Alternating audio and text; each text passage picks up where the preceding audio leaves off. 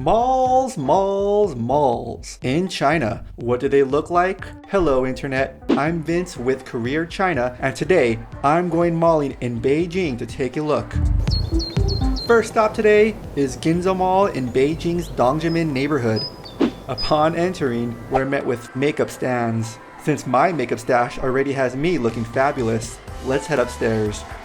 There are several clothing shops and stands up here, with a lot of these shops being totally unfamiliar, and some of these shops being totally familiar. Shopping for clothes in China can be a bit tricky sometimes, as a Western small, medium, and large does not equal a China small, medium, and large, so it's best to try everything on before buying. Luckily, Uniqlo has pretty obvious directions for this. But if you find yourself in a store where this isn't so, it's the best time to try out that Chinese you've been studying, or have your translator app handy. Anywho, shopping for clothes gets me exhausted pretty quickly, so I need a pick-me-up. Candy is tempting, but I'm more of a coffee man. As with many Beijing malls, another option can be one floor north. Gotta love that convenience. Besides fashion and caffeine, there's a joint for music lessons and a place to stop for a massage. That's all nice, but where's the food? Despite being 3 floors up, this mall isn't as big as I originally thought. Or is it? According to the map, there's 2 basement floors, making this a 5-story mall. That's where the food is, in the basement. Let's head downtown. Right at the foot of the escalator, there's a Yoshinoya and a Dairy Queen? Okay, well besides these 2 familiar faces, most of the food options here are Chinese restaurants and actually quite a few Japanese restaurants at this particular mall. I'm guessing because the mall is called Ginza and Ginza is a Japanese name. Also, there are bakeries for quicker eats. Try these egg tarts. Amazing. As I mentioned about convenience earlier, if none of the bread here tickles your bread fancy, boom, there's another bread shop. Now, I totally forgot to grab my pick-me-up earlier, so it's boba time, y'all. Ugh, the power of sugar. Okay, so we've arrived at one of my favorite stores found in China, Miniso. Basically, it's a store that has everything.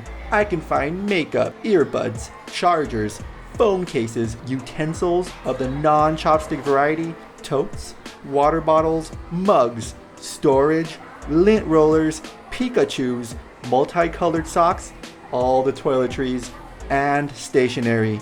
Okay, so I really love stationery. Besides having everything, Miniso is fantastic because all their stock is made of pretty good quality and it's super affordable, aka cheap.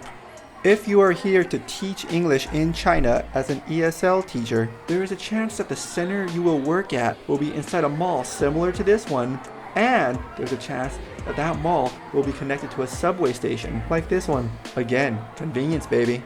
This specific mall also has a Western-style grocery store. I'm not going to stick around here too long, but check the link on the top right corner to see more about grocery stores in China. Oh my god.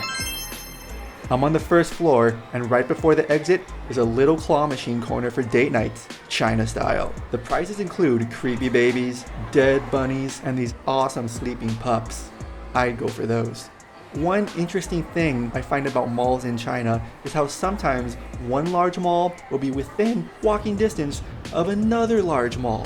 It's a shopaholic's paradise, or a non-shopaholic's nightmare. Now, there's a mall nearby, so just to experiment, let's time how many minutes it takes to actually walk to the next big mall.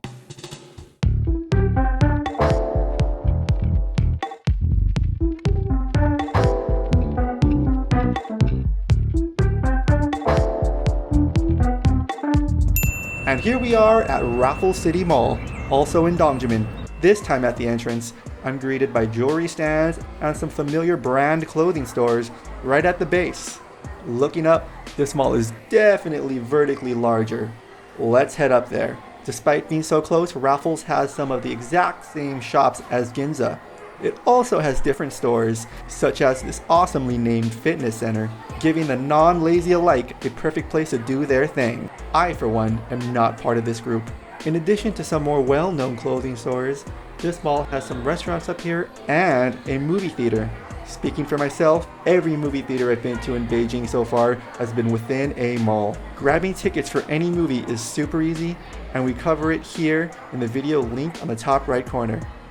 This mall also has a certain chain bookshop whose name I won't even try to pronounce. I'm going inside anyway because bookshops are always fantastic places to kill some time. Most of the books here require Chinese reading ability, but it is always interesting to find familiar titles in a totally different language. Coming here is also a great chance for yet another pick-me-up.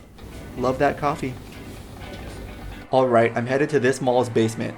Like Ginza Mall before, the basement at Raffles is where the bulk of the restaurants are located, mixing foreign food with Chinese restaurants. Some home flavors can even be found tuckered away in the back here, but come on, try the local food. Also in the basement, in this person's humble opinion, is the crown jewel of Raffles City Mall, the stationery store.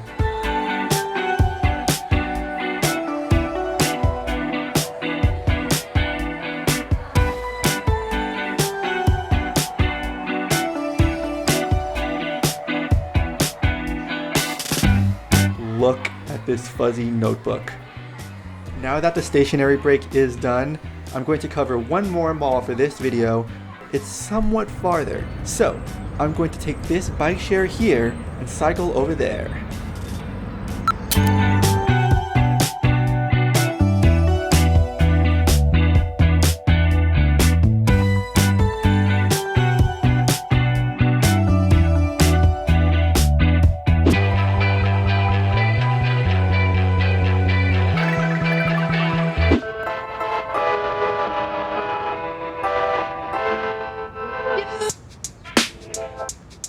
And here we are at Solana Mall. This is the biggest one of the day so far, which means I definitely shouldn't have saved it for last. But let's do it.